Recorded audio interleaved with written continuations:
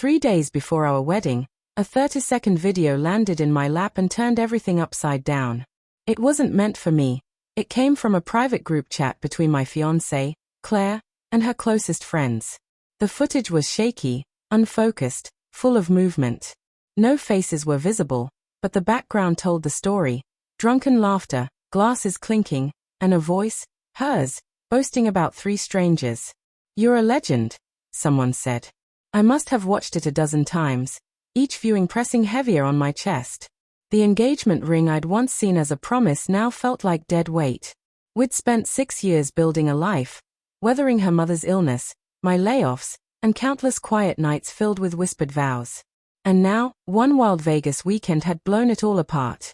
I didn't confront her. No shouting, no tears. I kept the clip, pulled the audio, saved every damning line from her friend's chat. This wasn't just about ending a wedding. It was about ensuring she faced consequences she'd never forget. When she returned from Vegas, radiant and buzzing with energy, she tossed her heels in the corner and grinned. "It was insane, babe. But I'm ready to marry you." I kissed her forehead, hiding the cold detachment growing inside. "Sounds like you had the time of your life," I said, keeping my tone warm. She didn't notice the final goodbye hidden in my voice. That night, while she slept, her phone lighting up with bridesmaids' messages, I stayed awake. By 4:15 a.m., my plan was ready. I took my passport, laptop, and a prepaid phone I'd bought earlier. I left the ring on the counter with a short note, "Don't contact me.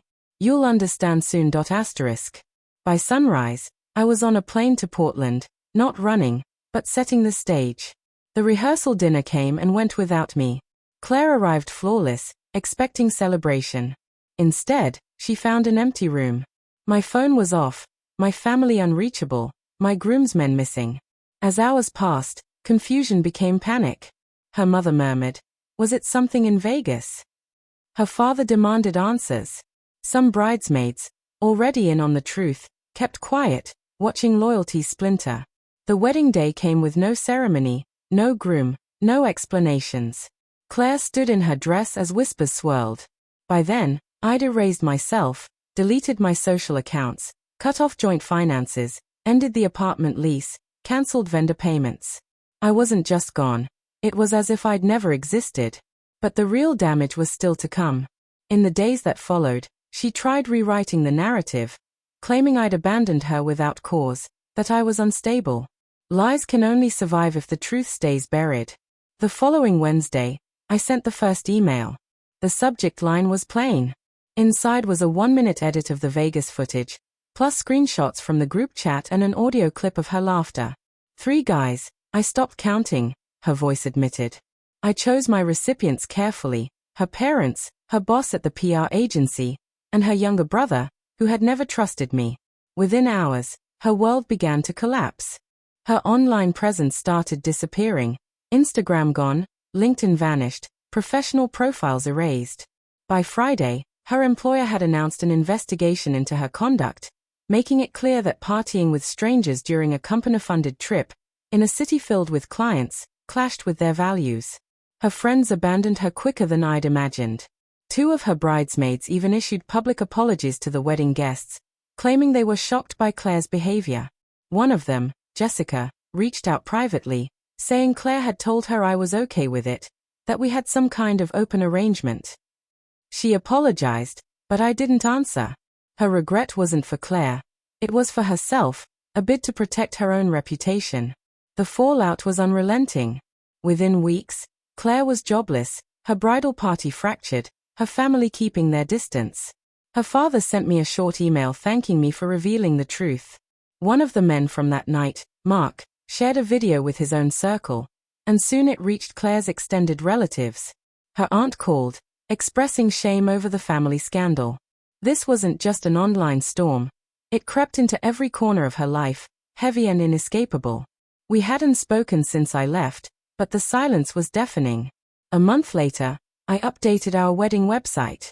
Where guests had once RSVP'd, they now found a page titled "Why the Wedding Never Happened." It contained a calm, measured letter. I wrote that I had loved Claire, supported her ambitions, and pictured a shared life, But I could not marry someone who saw me only as a stepping stone, someone who betrayed me with strangers while calling me her constant. I even quoted her own words, *He's dependable. I'll marry him, take what I can, and move on to something bigger. I included just enough proof, screenshots, short clips, to leave no doubt. The reaction was immediate. Her family withdrew even further. Her brother cut contact. Mark's family, connected to her father's business, severed ties. Her former employer confirmed her termination, citing misconduct.